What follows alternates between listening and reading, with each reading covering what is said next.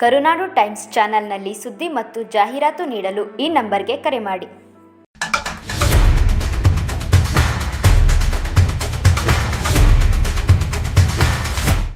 ಮೇಕೆದಾಟು ಯೋಜನೆ ವಿರುದ್ಧ ತಮಿಳುನಾಡು ಸರ್ಕಾರ ಸಲ್ಲಿಸಿದ ಅರ್ಜಿಯನ್ನು ವಜಾಗೊಳಿಸಿದ್ದ ರಾಜ್ಯದ ಪರ ಸುಪ್ರೀಂ ಕೋರ್ಟ್ ನ್ಯಾಯ ನೀಡಿರುವ ನಿಟ್ಟಿನಲ್ಲಿ ಕಸ್ತೂರಿ ಕರ್ನಾಟಕ ಜನಪರ ವೇದಿಕೆಯಿಂದ ಸಂಭ್ರಮಾಚರಣೆ ಮಾಡಿ ರಾಜ್ಯದಲ್ಲಿ ಹೆಚ್ಚು ಮಳೆಯಾಗಿ ಕೆಆರ್ಎಸ್ನಿಂದ ತಮಿಳುನಾಡಿಗೆ ಹೆಚ್ಚು ನೀರು ಹರಿಸಿದ ವೇಳೆ ಸಮುದ್ರದ ಪಾಲಾಗುವ ನೀರಿನಲ್ಲಿ 67 ಟಿಎಂಸಿ ನೀರನ್ನು ಸಂಗ್ರಹಿಸಿಕೊಂಡು ಸದ್ಬಳಕೆ ಮಾಡಿಕೊಳ್ಳುವ ಮೇಕೆದಾಟು ಯೋಜನೆಗೆ ತಮಿಳುನಾಡು ಸದಾ ಖ್ಯಾತಿ ತೆಗೆಯುತ್ತಾ ಬಂದಿತ್ತು. ಇದೀಗ ನೀರಾವರಿ ಸಚಿವರು ಹಾಗೂ ಅಧಿಕಾರಿಗಳು ಹಾಗೂ ರಾಜ್ಯದ ಪರ ವಾದ ಮಾಡುತ್ತಿದ್ದ ವಕೀಲರು ಇದೀಗ ಮೇಕೆದಾಟು ಯೋಜನೆಯಿಂದಾಗುವ ಅನುಕೂಲ ಬಗ್ಗೆ ಸಂಪೂರ್ಣ ಮಾಹಿತಿಯನ್ನು ಸುಪ್ರೀಂ ಕೋರ್ಟ್ ಮುಂದೆ ಇಡುವಲ್ಲಿ ಯಶಸ್ವಿಯಾಗಿದ್ದು, ಈ ನಿಟ್ಟಿನಲ್ಲಿ ಮೇಕೆದಾಟು ಯೋಜನೆ ವಿರುದ್ಧ ತಮಿಳುನಾಡು ಸರ್ಕಾರ ಸಲ್ಲಿಸಿದ ಅರ್ಜಿಯನ್ನು ಸುಪ್ರೀಂ ಕೋರ್ಟ್ ವಜಾಗೊಳಿಸಿ ರಾಜ್ಯದ ಪರ ತೀರ್ಪು ನೀಡಿ ಮೇಕೆದಾಟು ಯೋಜನೆಗೆ ಇದ್ದ ಸಮಸ್ಯೆಗೆ ಮುಕ್ತಿ ನೀಡಿದೆ.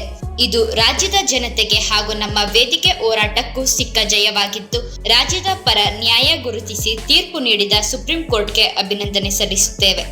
ಕೊಳ್ಳದಲ್ಲಿ ಹೆಚ್ಚುವರಿಯಾದ ನೀರನ್ನ ಮೇಕೆದಾಟು ಬಳಿ 67 ಟಿಎಂಸಿಯನ್ನು ಸಂಗ್ರಹ ಮಾಡುವಂಥ ಅಣೆಕಟ್ಟನ್ನು ಕಟ್ಟಲಿಕ್ಕೆ ನಮ್ಮ ರಾಜ್ಯ ಸರ್ಕಾರ ಮುಂದಾದಾಗ ತಮಿಳುನಾಡು ತೆಗೆದು ಸುಪ್ರೀಂ ಕೋರ್ಟ್ನಲ್ಲಿ ಮನವಿ ಸಲ್ಲಿಸಿ ಯಾವುದೇ ಕಾರಣಕ್ಕೂ ಯೋಜನೆಯನ್ನು ಮಾಡಬಾರ್ದು ಅಂತ ಹೇಳಿತ್ತು. ಇವತ್ತು ಸುಪ್ರೀಂ ಕೋರ್ಟ್ ಎರಡೂ ರಾಜ್ಯದ ಮನವಿಯನ್ನು ಆಲಿಸಿ ಎಲ್ಲ ರೀತಿಯ ನೀರು ಎಷ್ಟು ಹೋಗ್ತದೆ, ಎಷ್ಟು ಬಳಕೆ ಆಗ್ತದೆ, ಎಷ್ಟು ಸಮುದ್ರಕ್ಕೆ ಸೇರ್ತದೆ ಅಂತ ಎಲ್ಲನ್ನ ಆಲೋಚನೆ ಮಾಡಿ ಪರಾಮರ್ಶಿಸಿ ಇವತ್ತು ಯಾವುದೇ ಕಾರಣಕ್ಕೂ ಈ ಯೋಜನೆಗೆ ಅಡೆತಡೆ ಮಾಡೋದು ಬೇಡ ಅಂತೇಳಿ ಸುಪ್ರೀಂ ಕೋರ್ಟ್ ತಮಿಳುನಾಡಿಗೆ ಚಾಟಿಯನ್ನು ಬೀಸಿ ಅವರ ಅರ್ಜಿಯನ್ನು ವಜಾಗೊಳಿಸಿರೋದು ನಾಡಿಗರಿಗೆ ಸಂಭ್ರಮ ಬಂದಿದೆ. ಮತ್ತು ವಿಶೇಷವಾಗಿ ಸುಪ್ರೀಂ ಕೋರ್ಟ್ಗೆ ನಾವು ಅಭಿನಂದನೆ ಸಲ್ಲಿಸ್ತೀವಿ.